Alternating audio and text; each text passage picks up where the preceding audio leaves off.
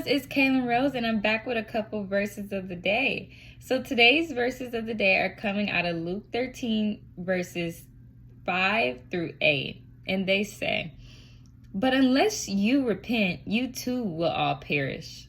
Then he told this parable. A man had a fig tree growing in his vineyard, and he went to look for fruit on it, but did not find any. So he said to the man who took care of the vineyard, "For 3 years now, I've been coming here to look for fruit on this fig tree and haven't found any. Cut it down. Why should it use up the soil?" "Sir," the man replied, "leave it alone for 1 more year, and I'll dig around it and fertilize it. If it bears fruit next year, fine. If not, then cut it down." So to repent means to express sincere and feel regret for your wrongdoing or sin. And so in this parable, Jesus is symbolizing that he's giving his children, all extra time to turn back to him and to feel bad for anything they've been doing currently or in the past. See, by the man saying, "Leave it alone," he is saying, give your children another chance and forgive them. Give them time for them to get their act together, to get right with God, to work on themselves. And he also says, if it bears fruit next year, then fine. If not, cut it down.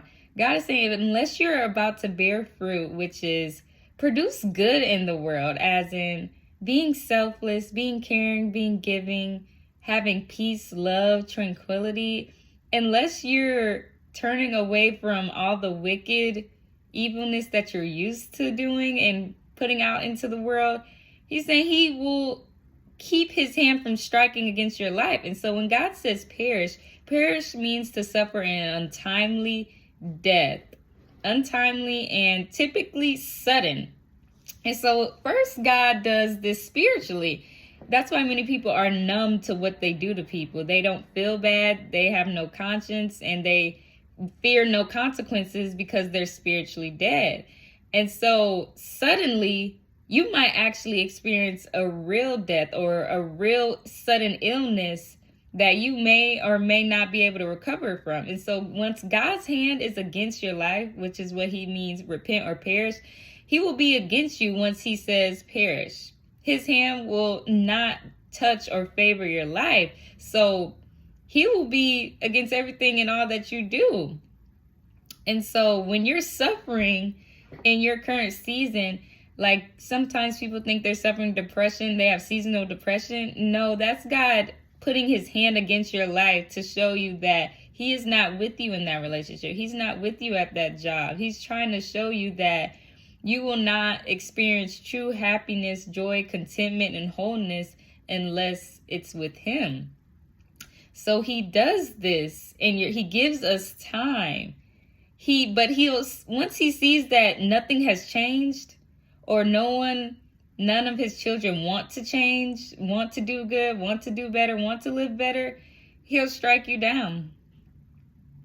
Sometimes it's not a literal physical death, but you will feel dead on the inside. And that may eventually lead to the outside and manifestation into something bigger. That's why many people have sudden cancers or sudden injuries where their arm suddenly hurts.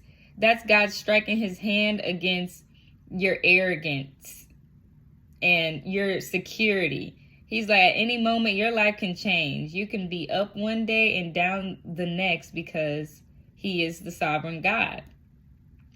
So I love you guys, and I just hope you guys understand the meaning of what it means to repent. It's literally to feel bad about all that you've done and turn to God and express that to him and do better. It's okay if you mess up, but it's after a while, it becomes a choice. You're choosing to be that kind of person. And God is not that kind of soft God to where you can get over on him, think you can do what you want, and he's still gonna baby you. still gonna coddle you like you don't know what you're doing. God knows the hearts of man. He knows your thoughts. So he knows if you truly feel bad for anything you got going on right now.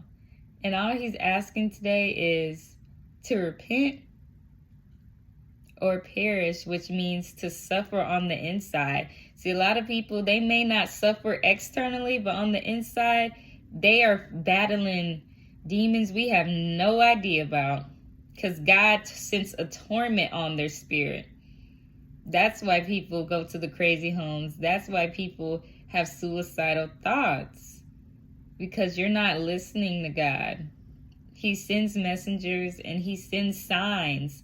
And if you continue on your path, he says you will suffer an untimely and sudden spiritual death first. So